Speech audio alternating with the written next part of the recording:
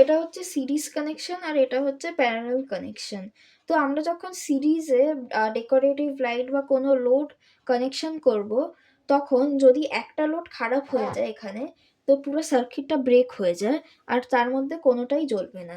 কিন্তু প্যারালালে যখন আমরা এরকমভাবে কানেকশন করব, তখন প্রত্যেকটা লোড ইন্ডিভিজুয়ালি কারেন্ট পাচ্ছে।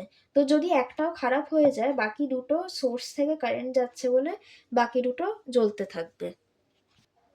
কিন্তু সিরিজে একটা ডিসঅ্যাডভান্টেজ হচ্ছে, এই কানেকশনটার জন্য পাওয়ার পাওয়ার এই তিনটে বাল্বের মধ্যে ডিস্ট্রিবিউট হয়ে যাচ্ছে, তাই এই বাল্বগুলো আর কম ব্রাইটনেসে জ্বলছে। কিন্তু প্যারালালে এই প্রত্যেকটা বাল্ব সেম পাওয়ার সোর্স দিয়ে জ্বলছে, যেই সবগুলোই সেম পাওয়ার আর সেম কারেন্টে জ্বলছে, তাই এটা হাই ব্রাইটনেসে জ্বলবে। কিন্তু যে সিরিজে বাল্বগুলো যে কানেকশন করা আছে, এটা লো ব্রাইটনেসে জ্বলবে।